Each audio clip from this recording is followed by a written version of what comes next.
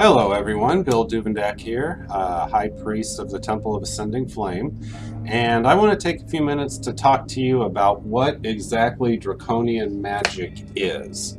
It's a fairly new tradition, and because of that, there's not a lot of information that is commonly known about it, and there's a lot of misconceptions that are out there. So during this recording, I'm going to clarify a lot of things, give a lot of direction and information about the Draconian current, and point you in the right direction of how you can learn more if you really feel a connection to it. So the first thing to know is that I'm the High Priest of the Temple of Ascending Flame. It is a Draconian group that has been around for a little under 6 years at this point, starting December 21st, 2012. We are one of the few groups globally that actively work with the Draconian tradition, and one of our goals, at least, is to provide it to members that are interested. So we don't charge fees. If you want to try it before you buy it, you can go to the website, and there's a lot of invocations and other rituals that are available as free downloads, as well as regular workings both within the temple itself and ones that are open to the general public. Now, let's start off with the dragon itself.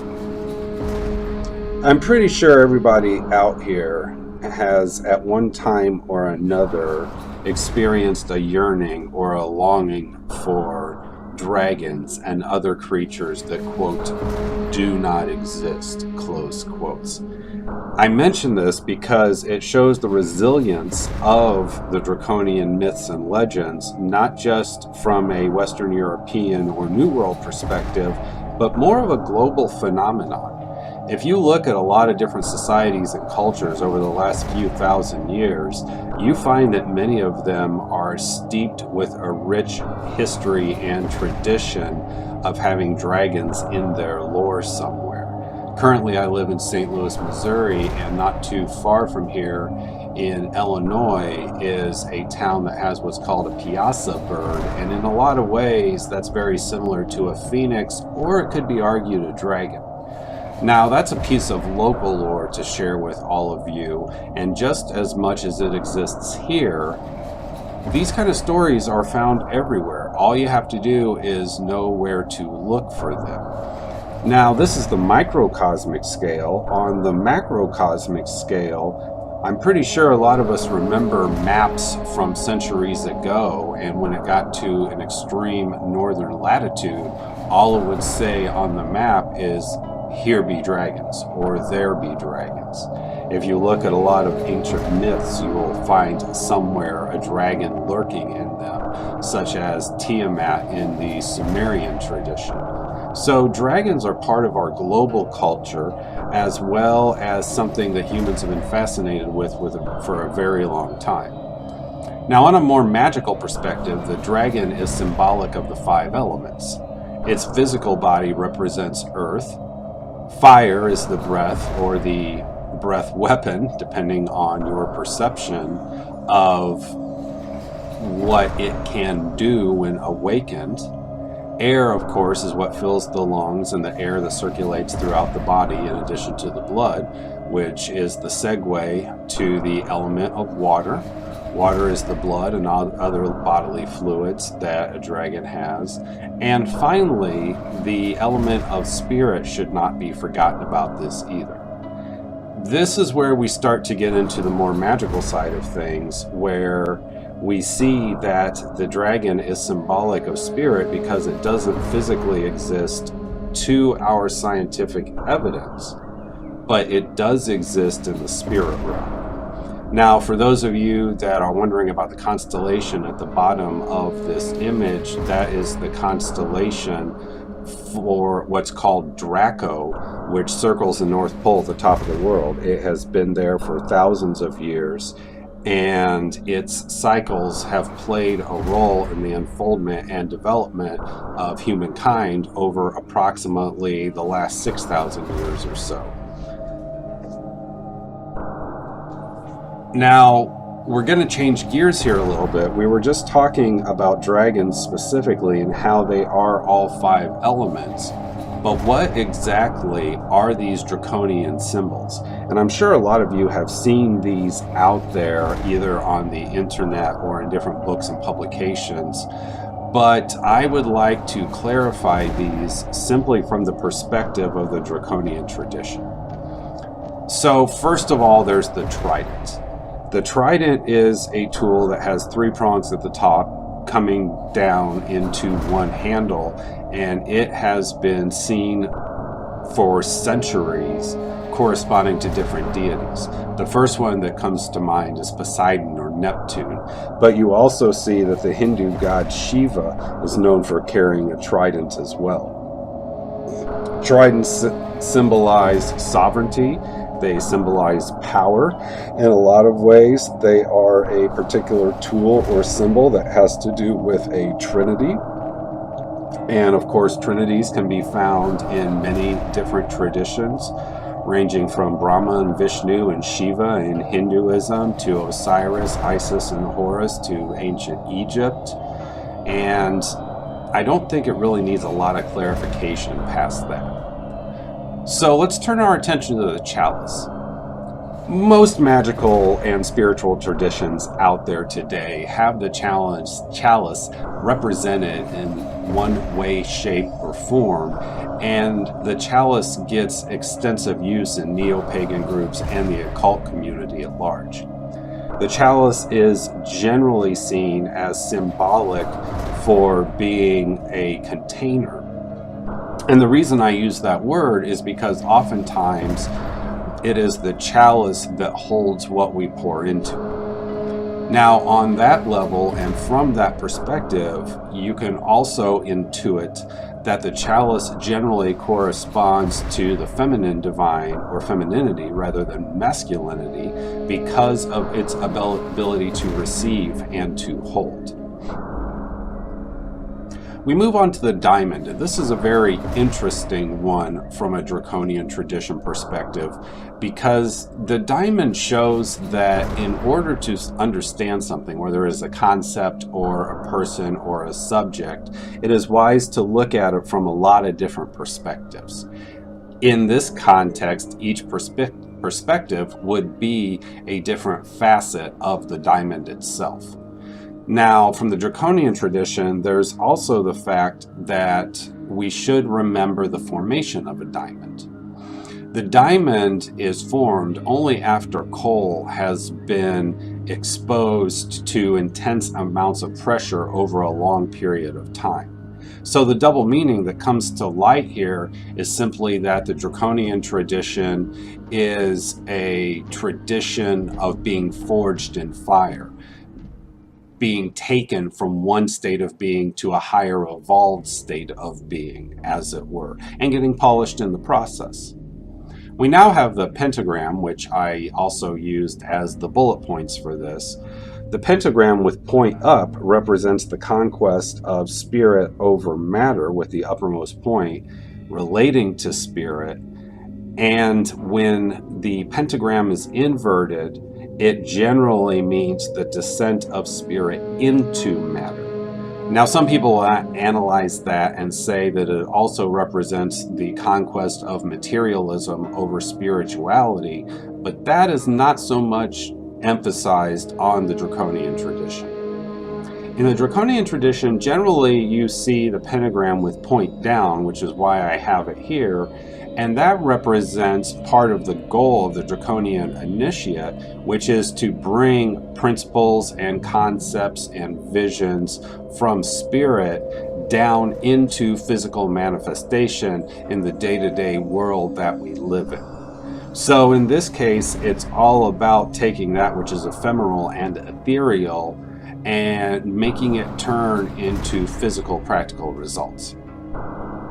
We then move on to the 11-pointed star, and while I'm mentioning this from a Draconian perspective, it actually ties into another subject that it is wise to study, which is the Tree of Qliphoth. For those of you that are not familiar with it, the Tree of Qliphoth is a Kabbalistic concept. It dates back approximately 700 years or so, and some people call it the Tree of Death. Some people call it the night side of the tree to the Kabbalistic Tree of Life.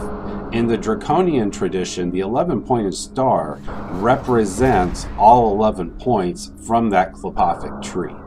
So in that way, the 11-pointed star represents the totality of existence. On a more specific level, Aleister Crowley and his extensive writings on Thelema also point out the fact that the number 11 is the number of magic. So it's also implied here, if you're a Draconian tradition practitioner, you're doing magic. This is not a path for the philosophical. This is a path for the doers. We now turn our attention to the eye. I always laugh when I get to this because there are so many ways we can interpret this within a Draconian tradition context. And as many ways as I'm going to discuss it, there are almost an infinite number of ways that I am not discussing it that could be applied as well. Generally, you will see it as a Sauronic eye, or you will see it as a reptilian eye gazing at you. And in the case of the Draconian tradition, this is the eye of the dragon staring out at you from the void. So in that way, it represents being watched by the serpent Leviathan, whose home is in the abyss. Now, the eye also corresponds to illumination. It is in that way that it corresponds to the Hebrew letter ayin, which is the eye. In their tradition, it's the eye of God, but in the greater symbolic tradition, it is the eye of awakening and the eye of enlightenment. So we see that the eye is the dragon eye from the abyss. It's the eye of the awakening. It's the eye of enlightenment. For those of you that are familiar with tarot, it is the eye that opens and causes the tower to explode.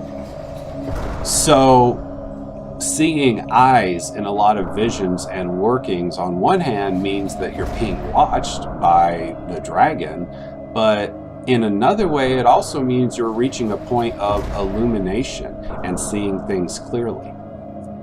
Next, we have the snake. You could easily just say the serpent as well. This is a very powerful form of medicine that has to do with transformation. It's the snake that sheds its skin.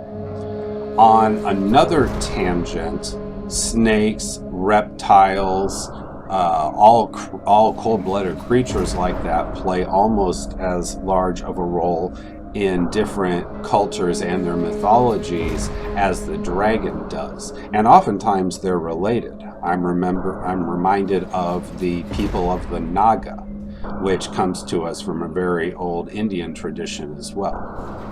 We move on to the spider, and the spider generally represents the weaving of destiny, the loom of fate, the weaving of fate.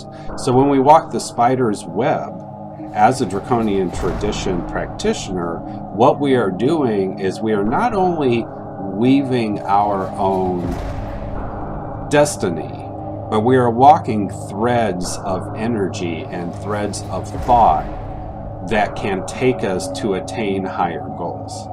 And finally, the last one is the flame.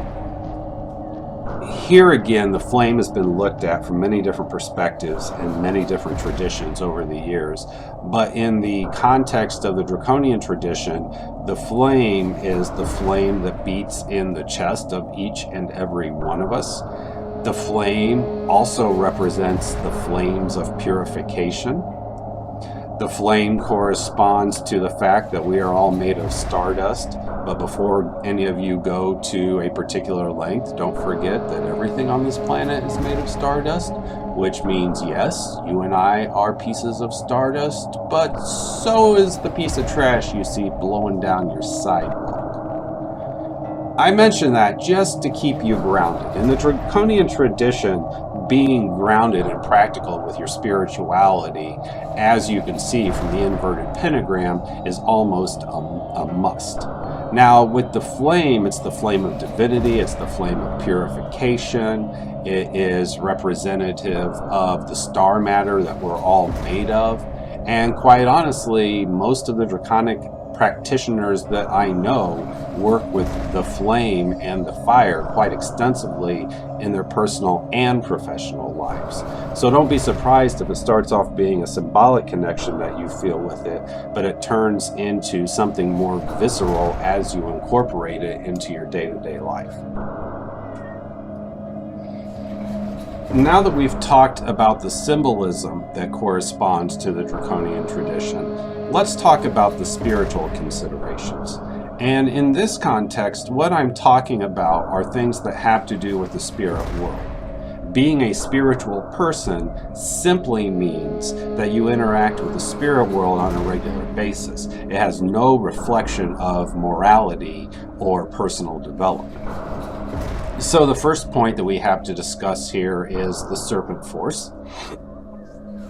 This is a particular kind of energy that many of you may be familiar with, only knowing it by a different name. The serpent force is oftentimes called the force of Kundalini, which is known as the serpent power, thanks to the writings of Sir John Woodruff in the latter part of the 19th century. The serpent force is something that we all have access to, and when you work with Kundalini and Kundalini manipulation in general, you're working with it. But what sets the Draconian tradition apart is that it encourages that Kundalini work to the degree where you become it, to the degree that it is a higher potency and a higher vibration than Kundalini energy. So in that way, it's very macrocosmic to the microcosmic Kundalini that we all have, which of course paves the way for point number 2, the chakras.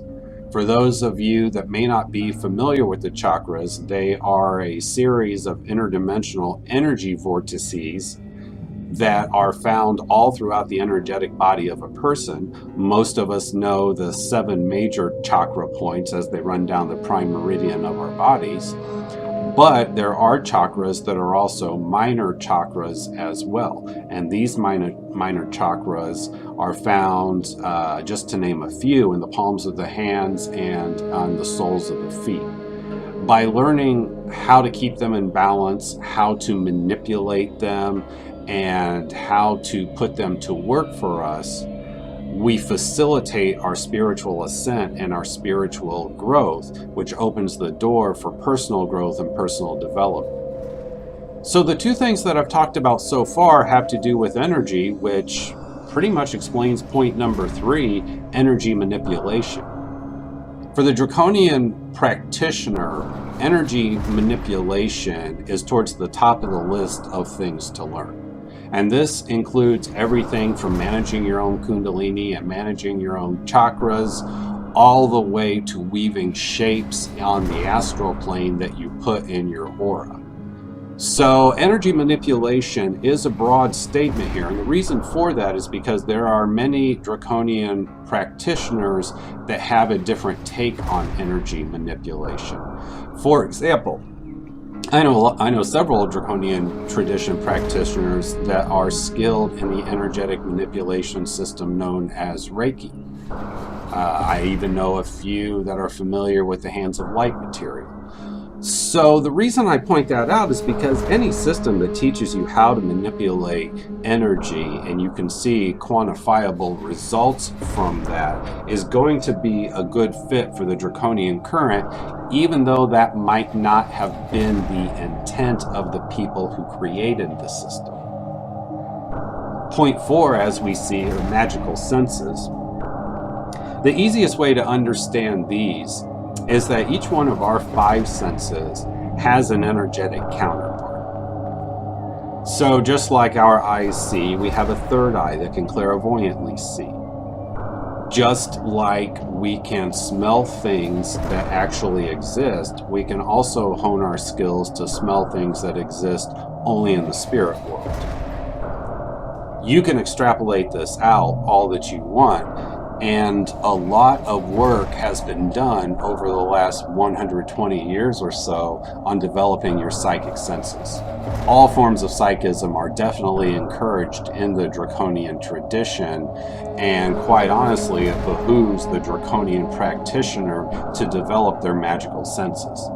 Now, not everybody has the same degree of proficiency with all magical senses, and they don't necessarily have the same degree of proficiency as others that have the same magical sense. But it is important to note that we have senses in the spirit world, and by developing them, we are increasing our ability to be conduits for the more intense serpent force energy, like I talked about at the beginning. Next is astral work. A lot of work in the Draconian tradition is done on the astral plane. So for those of you that are familiar with astral projection, this might be a natural fit. If you're not adept at astral work, by walking the Draconian tradition, you have an opportunity to create that skill and better yourself with that. So then by extension, this also means that a heavy part of the Draconian tradition also has to do with dream work. A lot of work in the temple and in the Draconian tradition itself takes place in the dreamland. So if you think about it for a minute, that totally makes sense, because if dragons don't physically exist, well then they exist thanks to the alchemical imagination in the dream world and the astral world. So it's actually easier to make contact with dragons from an astral plane and from a dream working perspective than it is physically. And finally, that sets the stage for the next logical piece, which is trance work. The ability to put yourself in trance and receive messages from your guides and teachers. Trance work also includes your ability to be a channel or a medium. And I must reiterate here what I said above, where not everybody has the same level of skill with trance work, and not everybody has the same methods for doing trance work as well. However, all this means is that you got to cut your own swath through the jungle. But the importance of trance work on the Draconian path is something that cannot be overstated. When it comes to specifically magical skills and magical things to emphasize, the first one is connecting to the current. In my case, the Draconian current found me, and I said, yes, please, let's do this. Others have to seek out the Draconian current. When you seek it out, or when it finds you, the first thing to do is align yourself with the current. Now, once that alignment occurs, and generally working with the energetic side of things that we just got done discussing is the way to cultivate that connection. When that connection is complete, it aligns you with a greater pool of energy to draw from, and it links you to a higher level of consciousness. So then, of course, invoking Draconian spirits, bringing them into you, assuming the god form, as some traditions call it, is another skill to develop, as is the converse, which is evoking Draconian spirits. Now, the difference between the two is invoking is bringing the spirit into you. Evoking is bringing the spirit to visible appearance in a safe, ritualistic setting. Both of these are done extensively in the Draconian tradition, and as you would guess, a lot of times the practitioner invokes and evokes dragons or draconic entities primarily, and then they go on from there. Sex magic is the next magical skill that is used quite heavily in the Draconian tradition. The reason for this is due to the close relationship between Kundalini and the Dragon Force energy, and sex, and magic. There is a rich history of sex magic in the Western esoteric tradition, and all the Draconian tradition does is it shows that it can be more high-powered than you may realize. Now, something else that can take your magic to the next level and is just about a must when it comes to the Draconian tradition is blood magic. Now, this is something that can be a big turnoff for a lot of people, and I understand. When you start working with blood magic, you either immediately take to it or you don't, and if you don't, then that's something that has to be developed over an extended period of time, and that's quite all right. The blood is the life. Blood magic is one of the oldest styles of magic that goes back thousands of years, and it signifies you're putting your everything into your magic. In this case, because you're shedding blood, it actually means you're going above and beyond. And then finally, your personal temple. What's your personal temple? Do you have a personal temple? Are you your personal temple? Do you have a physical space to do your work? All of these are important questions to ask yourself when you're starting to work with the Draconian current. Most practitioners have a dedicated space in their home for temple work, but those that are not fortunate enough to do that have a portable temple or a portable altar space that they can set up and arrange whenever they want. And yet some people are in a position where they are their temple, or their temple is on the astral plane because of physical limitations in the physical world. So this point is highly subjective. I mention it here because the temple is the sacred space. And when you're doing draconic work, it's always good to have that sacred space for two reasons. Number one, it's a good spot for the collection of the energies that you will work with, and it will become empowered through time.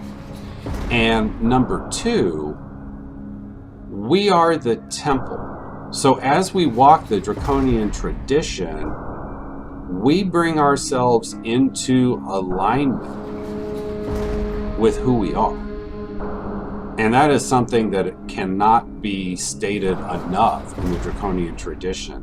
It's not so much as a swaying of a mindset to a particular dogmatic thinking as it is a set of beliefs and practices and skills that have to do with taking you to the next level of personal and spiritual development. So in that way, the Draconian tradition is all about elevating you higher using the things that we're talking about in this video.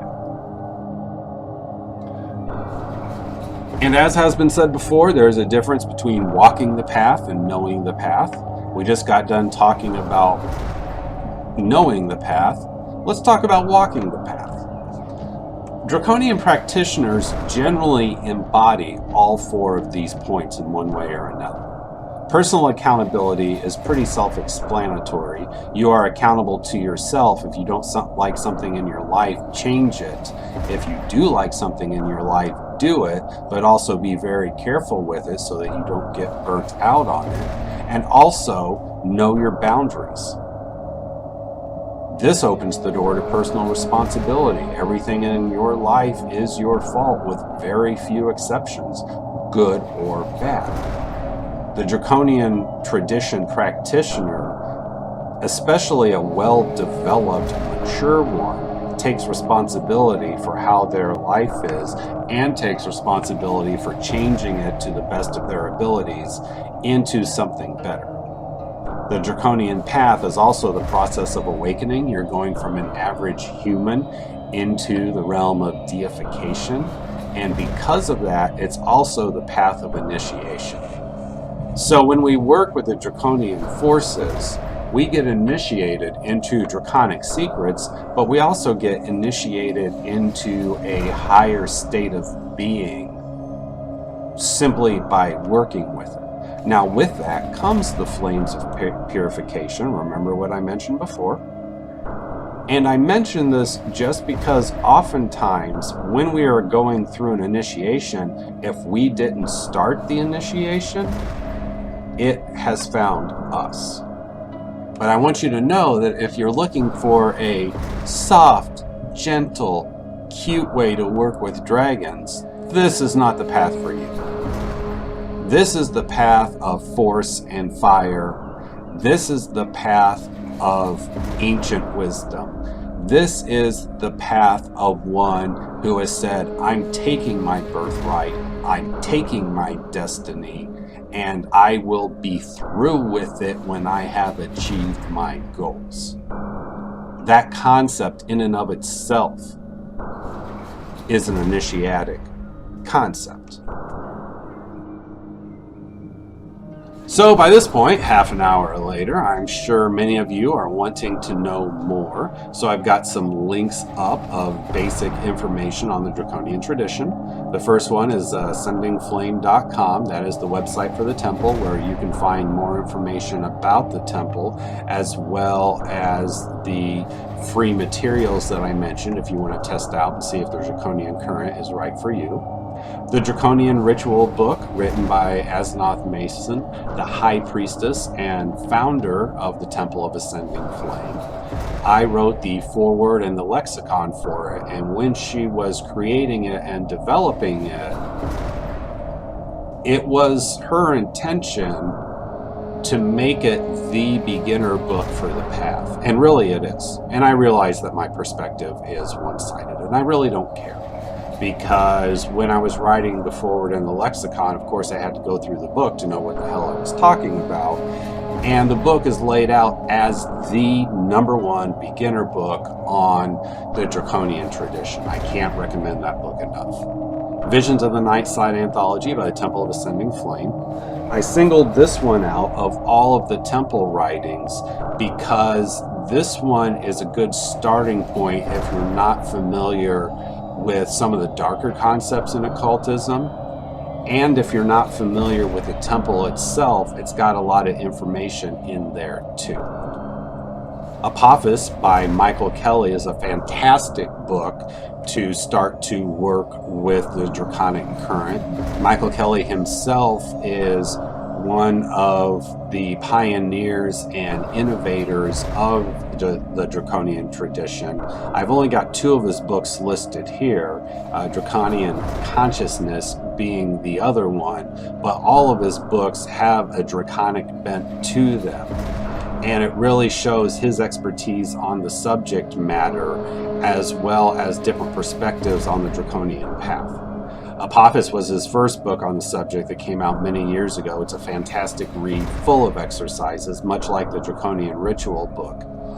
And Draconian Consciousness is one of his newer books in that particular series, and it is what you would expect. It is a book about the consciousness of the Draconian current, but also how to tap into that Draconian consciousness for yourself and make your consciousness more draconic. I realize this is brief. I hope it serves as a clear, concise overview on a lot of major topics you may run into. Here we are at 33 minutes, and I could probably go on about this for hours, as I have done in the past in different classes and presentations, but I do want to keep this short. If you have any questions, you can reach myself or the temple through the ascendingflame.com website, and I encourage you to check it out, and blessings of success on your spiritual ascent. Thank you.